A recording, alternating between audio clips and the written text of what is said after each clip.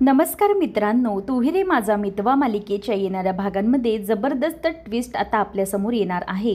कारण की आता वल्लरीने एक मोठं टोकाचं पाऊल उचललेलं आहे, जे तिला अगदी अधोगतीच्या दिशेने घेऊन जाणार आहे. वल्लरीने एक मोठी चूक केली, ते म्हणजे तिने रमाकांतला उदयकांतच्या मदतीने किडनॅप केले. आता जेव्हा ईश्वरी आणि अर्णव हे दोघंही घरी येणार, तेव्हा अर्णव आणि ईश्वरी हे दोघं क्षणार्धातच हे सगळं काम हे वल्लरीचं आहे हे ओळखणार आणि कशा कशा दिशेने ते जात बाबांपर्यंत पोचणार आहेत. आणि अखेर बाबांपर्यंत पोचल्यानंतर अर्णव आणि ईश्वरी दोघंजणही उदयकांत आणि वल्लरीची कशी पळताभुई थोडी करणार आहेत, त्यांची कशी वाट लागणार, सगळं आजच्या या रंजक भागामध्ये आपण पाहूया. तर मित्रांनो, आतापर्यंत आपण मालिकेमध्ये पाहिलं आहे की ईश्वरी अर्णव हे दोघंजणही एक वेगळ्या संकटात सापडलेत. म्हणजे काही झालं तरीही ईश्वरीला अर्णवची साथ सोडायची नाही आहे, तिला वडाचं झाड सापडत नाही आहे. तर आता एक वेगळ्याच पद्धतीने ईश्वरीची अनोखी अशी वटपौर्णिमा साजरी झाली. ईश्वरीने स्वतःच अर्णवच्या भोवती फेऱ्या मारल्यात आणि सत्यवानाकडेच त्याला तिने 7 जन्मासाठी मागितले. पण इकडे हे सगळं घडत असताना घरात मात्र वेगळीच परिस्थिती निर्माण झालेली आहे. कारण की बाबांनी एक गोष्ट ठरवली आहे की काही करून वल्लरीबद्दल पुरावे शोधायचे आणि बाबा त्याच दिशेने आता पावलं उचलताना दिसतात. म्हणजे वल्लरीचे जे काही पुरावे आहेत ते सगळे पुरावे आता बाबांनी शोधलेत. म्हणजे वल्लरीने जे काही केलं आहे त्या बाबतीतलं सगळं सत्य आता बाबांना समजलं आहे. वल्लरीने त्यांच्याबरोबर काही वर्षांपूर्वी जे काही घडवून आणलं आहे आणि जे काही आता तिच्यामुळे घरात घडतं आहे, या सगळ्या गोष्टींचा बाबांना ताळमेळ लागत असतो. आणि म्हणूनच काही वर्षांपूर्वी सात्विका त्यांना सोडून गेली. ईश्वरी आणि अर्णव आणि त्याचप्रमाणे अंजली दोघंजण ही पोरकी झाली ही फक्त एका कारणामुळे, ते म्हणजे ही बाई. आता ही बाई उदयकांतला सामील आहे असं बाबांना लक्षात आलेलं असतं. त्यामुळे बाबा ठरवतात की काही झालं तरीही आपण या सगळ्या गोष्टींचा शोध घ्यायचाच. हे कसं घडवलं, काय घडवलं याचा जाब मी वल्लरीला विचारणार. त्याचप्रमाणे सगळ्या कुटुंबासमोर वल्लरीला उभं करून मी तिला विचारणार आहे, हे सगळं तू काय केलंस. त्यामुळे बाबांनी आता ठरवलं आहे की तिला समोर सगळ्यांच्या घेऊन जायचं आहे. परंतु एक अडचण आलेली आहे, ते म्हणजे बाबांनी हे सगळं करण्याच्या आधीच वल्लरीने त्या बाबांवर घात केला आहे. बाबांना तिने अगदी बेशुद्ध पाडलं आहे. डोक्यात तिने वाज घालून बाबांचं पूर्णपणे आता तिने बेशुद्ध बाबांना करून टाकलं आहे. वल्लरी आता विचार करते की काही झालं तरी या माणसाला इथे घरात ठेवता कामा नये. जर हा माणूस इथे घरात राहिला तर हा काहीही करू शकतो. याने जे काही ठरवलं या सगळ्या गोष्टी हा करू शकतो. त्यामुळे ती आता उदयकांतची मदत घेते आणि नंतर उदयकांत हा तिला तिथून आपण ह्याला किडनॅप करूया, हा घरात ठेवायला म्हणजे घरात ठेवता नाही ह्याला असं म्हणून आता वल्लरी ठरवते की आता हा उदयकांत आला की याची पूर्णपणे आपण रवानगी करायची. एका ठिकाणी पडून राहू द्या म्हाताऱ्याला गोडाऊनमध्ये, कारण की ह्याला जास्तच हौस आली आहे ना सगळं करण्याची, सगळ्या गोष्टी अगदी समोर आणण्याची याला जास्तच हौस आलेली आहे. म्हणूनच मी याला आता काही सोडणार नाही असं वल्लरीने ठरवून ठेवलेलं आहे. आणि वल्लरी विचार करते की किती काही झालं तरीही या माणसाला मी असं सोडणार नाही आहे. कारण की ह्याने जे काही माझ्याबरोबर वागलं आहे त्याबद्दल आता याला अडकवून ठेवायला हवंच. शिवाय बाहेर जर गेलं तर आई वगैरे आहेत, आता काय करायचं. वल्लरीला खूप मोठा प्रश्न पडलेला असतो. वल्लरी अगोदर बाहेर जाऊन बघते की कोणी आहे की नाही. त्याच वेळेला आता वल्लरीने बाहेर जाऊन बघितल्यानंतर तिला लक्षात येतं की आजी तिच्या खोलीमध्ये आहे, अंजली पण बाळासोबत तिच्या खोलीमध्ये आहे. आता नेमकं करायचं काय हा प्रश्न तिला पडलेला असतो. आणि त्याच वेळेला मग आता ईश्वरी ही आणि अर्णव दोघंही नाही आहेत, तर या म्हाताऱ्याचा इथल्या इथे बंदोबस्त केला पाहिजे. आणि जर हे सगळं झालं नाही तर खूप मोठा प्रॉब्लेम होऊ शकतो. त्यामुळे आता वल्लरी ही काही माणसं म्हणजेच जे उदयकांताची माणसं असतात ती माणसं अगदी गपचूपपणे घरात शिरतात आणि त्याचं किडनॅप करण्याचं सगळं प्रकरण सुरू असतं. त्यानंतर मग आता अर्णव आणि ईश्वरी हे दोघंजणही पूजा झाल्यानंतर निघतात. परंतु अचानक अर्णवची गाडी ही पंक्चर होते. तेव्हा मग ईश्वरी म्हणते की काय झालं, काय तुम्ही असे का थांबलात. अर्णव म्हणतो की मी सिंदूर काहीतरी प्रॉब्लेम झाला आहे, आय थिंक सो आपली गाडी पंक्चर झाली. तेव्हा ईश्वरी जाऊन बघते, अर्णव पण बघतो, पण खूप मोठा प्रॉब्लेम झालेला असतो. आता गाडी पंक्चर झाली, पुढे जायचं कसं हा खूप मोठा प्रश्न त्यांच्यासमोर असतो. तेव्हा आता खरं तर ईश्वरी हे सगळं समजत असते, म्हणजे तिला थोडंफार या सगळ्याचं नॉलेज असतं. अर्णव म्हणतो की मी सिंदूर आता तू काय करशील आणि कसं करशील. त्यावेळेला आता इथे ईश्वरी कशी बशी एका ठिकाणी पोहोचते. त्या ठिकाणी काहीतरी तिला थोडं सामान मिळतं. त्या सामानाच्या मदतीने ईश्वरी पंक्चर काढण्याचं ठरवते आणि त्याच वेळेला आता ईश्वरी ते कारचं पंक्चर काढत असताना अर्णव तिला म्हणतो की मी सिंदूर सावकाश कर, जे काही करशील ते. तेव्हा ईश्वरी म्हणते की हो हो करतेच आहे मी. आणि अशा प्रकारे आता इथे ईश्वरी हे सगळं करत असते. तर दुसरीकडे राकेश ह्याने ठरवलेलं असतं की काही झालं तरीही अर्णवला जिंकू द्यायचं नाही आहे. कुठल्याही परिस्थितीत अर्णवच्या समोर मला विघ्न उभी करायची म्हणजे करायचीच आहेत. त्याला मी अजिबात जिंकू देणार नाही आहे हे ठरलेलं आहे राकेशचं. आणि म्हणूनच तो प्रत्येक गोष्टीत प्रत्येक ठिकाणी त्याच्यामध्ये काहीतरी अडचण आणण्याचा प्रयत्नच करत आहे. त्याच वेळेला आता ईश्वरी ही फायनली ते गाडीचं पंक्चर काढण्यामध्ये यशस्वी होते. आणि ते काढल्यानंतर ती म्हणते अर्णवला की अर्णव सर मला पकडा पटकन. तेव्हा आता अर्णव तिला पकडतो आणि पकडल्यानंतर तिचा पटकन तोल जातो आणि अर्णवकडे ती पडायलाच जाणार असते. तेवढ्यात अर्णव तिला जवळ धरतो आणि धरल्यावर ईश्वरी म्हणते की अर्णव सर हे काय करताय तुम्ही.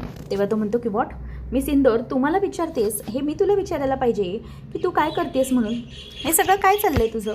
तेव्हा ईश्वरी म्हणते की अर्णव सर काहीच नाही, मी फक्त पंक्चर काढलं, बाकी काही नाही. असं वाटत नाही आहे का तुम्हाला की आपल्याला देव काहीतरी वेगळंच सांगतोय. अर्णव म्हणतो की हो मी सिंदूर देव आपल्याला वेगळंच सांगतोय. आता अर्णव त्या गोष्टीमध्ये गुंतायच्या अगोदरच ईश्वरी म्हणते की चला देव काहीही सांगत नाही आहे, आपल्याला निघायला हवं, आपण जाऊया. असं म्हणून आता ईश्वरी ही अर्णवसोबत निघायला तयार झालेली आहे आणि म्हणते की आपल्याला स्पर्धेत पोचायचं नाही वेळेवरती. इथे अशा गप्पा काय मारत बसलेत माझ्यासोबत, चला चला लवकर. असं म्हणून आता अर्णव तिला घेऊन चाललेला आहे आणि त्याच्या मनामध्ये वेगळेच विचार सुरू असतात. तो म्हणतो की काही झालं तरी मिस इंदोर आता आपल्याला या सगळ्या गोष्टींमध्ये जिंकायलाच हवं. मिस इंदोर लवकर लवकर चल. असं म्हणून आता ईश्वरी आणि अर्णव दोघंजणही आता गाडी चालू झाल्यामुळे त्या स्पर्धेमध्ये जाऊन पोचलेले असतात. स्पर्धेत पोचल्यानंतर सौदामिनीला वाटत असतं की मी काही झालं तरीही या दोघांना पोचू देणार नाही आणि या दोघांना अशा प्रकारे पोचू द्यायचं नाही आहे की किती काही झालं तरीही हे लोक अडचणीमध्येच राहिले पाहिजेत. अशा प्रकारे आता त्यांनी या सगळ्या गोष्टींची तयारी केलेली आहे. सौदामिनीला काहीच माहिती नाही आहे की हे दोघंजण स्पर्धेत पोचणार आहेत म्हणून. तर सौदामिनी मस्त आरामात एन्जॉयमेंट करत बसली आहे. ती विचार करते की चला काही झालं तरी हे ईश्वरी आणि अर्णव काही पोचणार नाही आहेत, आपण आपली मस्तपैकी मजा करून घेऊया. असं म्हणून ती आता त्या तयारीला लागतच असते. तेवढ्यात इथे एक वेगळाच बॉम्ब फुटलेला आहे. ईश्वरी अर्णव जाऊन पोचत आहेत त्या स्पर्धेमध्ये आणि उदयकांत याने बाबांना किडनॅप करून ठेवलेलं आहे. एका ठिकाणी गोडाऊनमध्येच त्याच्या बांधून ठेवलेलं असतं. तेव्हा मग जेव्हा बाबांना जाग येते तेव्हा ते समोर बघतात तर त्यांच्यासमोर अचानक अंधारी येते आणि उदयकांत हा त्यांच्या डोळ्यावरती पाणी मारतो आणि म्हणतो की काय दादा आली का जाग, ओळखलंस का मला. असं म्हटल्यावर तो डोळ्यासमोरच उभा असतो. बाबा पटकन दचकतात आणि म्हणतात की उदयकांत तू तू इथे मला कसा घेऊन आलास. तेव्हा मग लगेच तो म्हणतो की अरे दादा तू इतकाही दूधखळ आहेस का रे, मी तुला इथे कसा घेऊन आलो, काय घेऊन आलो, तुला कळत नाही आहे का. तेव्हा मग बाबा म्हणतात की हो कळलं आहे, मला सगळं कळलं आहे. तू आणि वल्लरी त्या दोघांनी तुम्ही मिळून जे काही माझ्या आयुष्याची वाट लावली आहे, माझ्या मुलांच्या आयुष्याची वाताहत झाली ना, ते फक्त तुमच्या दोघांमुळे. मला इतके वर्ष हे जर माहीत असतं तर मी त्या वल्लरीसारख्या नागिनीला आणि तुझ्यासारख्या सापाला घरामध्ये जागाच दिली नसती, समजलं. तेव्हा मग तो म्हणतो की आता दादा त्याचं काही बोलून काहीही उपयोग होणार नाही आहे, कारण की आता तुझे दिवस भरले असं समज. तू इथे अडकलास, आता इथून पुढे तुला आता कुठेही जाता येणार नाही, ना त्या अर्णवच्या घरामध्ये ना कुठे. गपचूप पडून राहिला असतास बाजूला तर काय झालं असतं. तुला वाटत होतं की तू घरात जाशील, सगळ्या गोष्टी शोधशील आणि ते ईश्वरी आणि अर्णवसाठी हे सगळं चालले आहे ना तुझी खटाटोप. तुला मी एकच गोष्ट सांगेन की त्या दोघांच्याही भल्याचा विचार करशील तर तू स्वतः अडकशील, कारण त्यांच्या दोघांचं भलंच होऊ द्यायचं नाही आहे. तेव्हा बाबा म्हणतात की यापूर्वी इतक्या वर्षापूर्वी माझ्या आयुष्याची वाट लावली, आता त्या दोन मुलांच्या काय गरज आहे. अर्णव त्याने तुझं काय लुबाडलं आहे रे. स्वतःच्या मर्जीने स्वतःच्या हिमतीने मोठा झालेला मुलगा आहे तो, त्याच्या मागे काय. आणि जसं मी केलं तसंच माझ्या लेकानेही केलं. तुलाही जमलं नाही, तू दारूच्या नशेत तूच झालास आणि त्याचप्रमाणे तुझं संपूर्ण कुटुंब. म्हणूनच तुझी मुलं बाकी काहीही गोष्टी साध्य होऊ शकला नाही. तुझी ना फॅमिली राहिली ना काही. तुझी बायको तुला सोडून गेली. उदयकांत तुला समजवलं तेव्हा तुला कळलं नाही, पण आता तरी सुधारला असतास तर खरंच खूप बरं वाटलं असतं रे या उतरत्या व्यात तरी. तेव्हा मग उदयकांत म्हणतो की ए बाबा तुझी नाही बडबड जरा बंद कर. वल्लरी पण ते ऐकत असते लांबूनच. वल्लरी तिथे पुढे काही जात नसते. तेव्हा मग आता हे सगळं होत असताना वल्लरीला कळलेलं असतं की आपल्याला घरी जाणं जास्त आवश्यक आहे.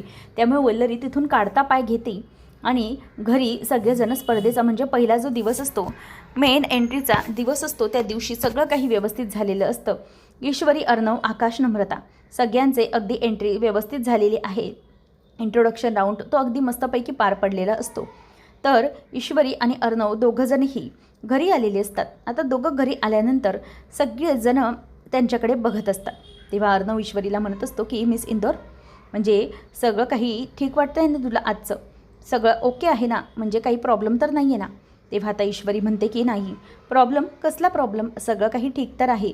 तेव्हा अर्णव तिच्याकडे हसत बघत असतो आणि म्हणतो की नाही ठीक आहे, काहीच प्रॉब्लेम नाही. आता त्याला सारखं आठवत असतं की ईश्वरीने कशाप्रकारे वड्याच्या फेऱ्या मारलेल्या होत्या. नंतर मग अर्णव हा म्हणजे इकडे तिकडे बघतो, त्याला बाबा दिसत नसतात. ईश्वरी पटकन बोलून दाखवते की आजी, अंजलीताई, बाबा कुठे आहेत? ते कुठेच दिसत नाही आहेत. म्हणजे ते आमच्या येण्याची आतुरतेने वाट बघत असतील माहिती आहे मला, पण ते आहेत तरी कुठे? तेव्हा मग अर्णव म्हणतो की असतील त्यांच्या खोलीमध्ये किंवा देवघरात, बघ कुठे जाणार आहेत ते, असं तो चिडून म्हणतो. ईश्वरी म्हणते की तसं नाही, ते कुठेही असते तरी आले असते, मला माहिती आहे. तेव्हा मग ईश्वरी तिच्या खोलीमध्ये जाऊन बघते. आकाश जाऊन बघतो पटकन तिकडे देवघरामध्ये, पण कुठेही बाबा नसतात. अंजलीच्या खोलीत कुठेहीच नाही. आता मग सगळ्यांना टेन्शन यायला लागतं की अचानक बाबा कुठे गेले असतील. ईश्वरी म्हणते की ते देवळात वगैरे तर गेले नसतील ना? आजी, अंजलीताई, तुम्हाला काही सांगून गेले का ते? तेव्हा अंजली म्हणते की नाही, मला काहीच सांगून नाही गेले. म्हणजे असं कसं करू शकतात ते? तेव्हा तिथे नम्रता पण असते. नम्रता म्हणते की म्हणजे कुठेतरी गेले असतील नक्की. तेव्हा सगळेजण म्हणतात की ही इतकी साधी सोपी गोष्ट नाही आहे. ईश्वरी म्हणते की हो, मला हे काहीतरी ना जरा चुकीचं वाटतंय. ईश्वरीला जरा डाऊट यायला लागतो की वल्लरी पण काही बोलत नाही आहे, वल्लरी गप्प आहे. वल्लरी मुद्दाम फक्त एवढंच बोलून दाखवते की गेले असतील कुठेतरी, त्यांना काय उंडाऱ्याला देवदेव करत फिरत असतील. वल्लरीचं ते बोलणं तिला खटकतं आणि ईश्वरीच्या डोक्यात ट्यूब पेटते की कालच बाबांना काहीतरी सांगायचं होतं. ते म्हणत होते की मला माझ्या पास्टबद्दल काहीतरी सांगायचं आहे आणि वल्लरी मामी आली आणि ते गप्प झाले होते. तेव्हा आता हे सगळं घडत असताना वल्लरी म्हणते की बरं चालू द्या तुमचं, मी आहे माझ्या खोलीमध्ये. ती असं काही दाखवतच नसते की तिला काही या सगळ्यामध्ये इंटरेस्ट आहे. ती मुद्दामच बाजूला जाऊन बसते. तेव्हा सगळेजण असतात. आजी बसलेली असते. आजी कसला तरी विचार करत असते. त्यावेळेला ईश्वरीला डाऊट येतो की आजी नेमकी अशी का बसली, म्हणजे तिच्या मनात नेमकं काहीतरी चालू आहे हे ईश्वरीला जाणवत असतं. ईश्वरी म्हणते की आजी काय झालं, तुम्ही असे शांत का आहात? तुम्हाला बाबा काही बोलून गेले असतील तर प्लीज सांगा, नाहीतर खूप मोठा प्रॉब्लेम होऊ शकतो. इतक्या वर्षांनी सगळं काही व्यवस्थित चालू आहे आणि आम्हाला सगळ्यांना त्यांची साथीची गरज आहे, त्यामुळे प्लीज. तेव्हा मग अंजली पण म्हणते की हो आजी प्लीज, बाबांबद्दल जर तुला काही माहीत असेल तर ते सांग. तेव्हा मग अंजलीने म्हटल्याबरोबर आजीच्या मनात जरासा जो शंका असते ती बोलून दाखवते. ती म्हणते की अगं प्लीज तुम्ही दोघीही असं काही बोलू नका, मी काही लपवत नाही आहे. फक्त एकच गोष्ट आहे, ते म्हणजे की जेव्हा सकाळी तुम्ही लोक गेलात ना, त्यानंतर वल्लरीच्या खोलीमधून मला ना काहीतरी आवाज आला. म्हणजे नेमकं काय ते मला कळलं नाही, पण तिच्या खोलीतून मला धाडकन एक आवाज आला. तो नक्की कसला होता मला काहीच कळत नाही आहे, पण एक गडबड नक्की काहीतरी होती असं मला वाटतं. म्हणजे वल्लरीच्या खोलीतून इतका जोरात आवाज आला, मी तिला दरवाजा पण उघडायला सांगत होते, पण ती दरवाजाही उघडायला तयार नव्हती. ती मला सांगत होती की तिचा मेकअपचा बॉक्स पडला, पण तो मेकअपचा बॉक्स पडण्याचा आवाज नव्हता, कसला तरी जोरातच आवाज होता. आणि त्याच वेळेला मला त्या रमाकांतराव यांचा म्हणजे जावयांचा आवाज आल्यासारखा वाटला. तेव्हा हे झाल्यानंतर ईश्वरीला धक्का बसतो. ते म्हणते की आजी तुम्ही खरं बोलताय का हे? तेव्हा ती म्हणते की हो बाळा, अगं त्यावेळेला मला काही सुचलं नाही, फक्त मला वल्लरी म्हणाली की मी नंतर येते आणि मला जरा चेंज करायचं म्हणून मी त्यावेळेला तिथे काहीच गेले नाही. आणि हे सगळं असं कसं घडलं ना, मलाच काही कळलं नाही आहे. त्यामुळे मग असं म्हटल्याबरोबर इथे आता सगळ्यांना टेन्शन यायला लागतं. अर्णव म्हणतो की मिस इंदोर कसला विचार करतेस? तेव्हा अर्णवला ती म्हणते की अर्णव सर, मला एकच कळलं आहे, ते म्हणजे इथे खूप मोठं पाणी घरातच मुरलं जात आहे.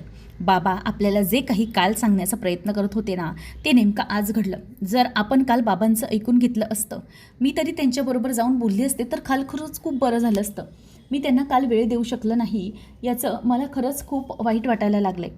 काय करायचं खरंच काही कळत नाही आहे. आता हे ऐकल्यानंतर वल्लरी ही म्हणजे वल्लरीचं रूप काय असेल याचा ती विचार करायला लागते. ती म्हणते की अर्णव सर, बाबा काल सांगायचं होतं ते वल्लरी मामीबद्दल होतं. म्हणजे मला असं वाटतंय ना की वल्लरी मामीचा या सगळ्याची काहीतरी संबंध नक्की आहे. अर्णव ईश्वरीकडे बघतच राहतो आणि म्हणतो की मिस इंदौर, तुला हे सगळं खरंच वाटतंय का? ईश्वरी म्हणते की हो अर्णव सर, खरीच गोष्ट आहे ही. मला काहीतरी डाऊट वाटतोय. आपण एक काम करूया, आपण वल्लरी मामीवर लक्ष ठेवूया आणि ती कुठे जाते, कोणाशी बोलते, या सगळ्या गोष्टीवर बारीक लक्ष ठेवलं पाहिजे. ईश्वरी आणि अर्णव ठरवतात. त्याच वेळेला आता वल्लरीला फोन आलेला असतो, तेव्हा ईश्वरीचं लक्ष पूर्णपणे वल्लरीवरती असतं. वल्लरीला फोन येतो आणि फोन आल्याबरोबर वल्लरी, आता हो मी पोचते, त्याला तसंच पकडून ठेवा, नाटक करायला देऊ नका, इथे काहीही प्रॉब्लेम होऊ शकतो, असं म्हणून आता तिथून वल्लरी निघालेली असते.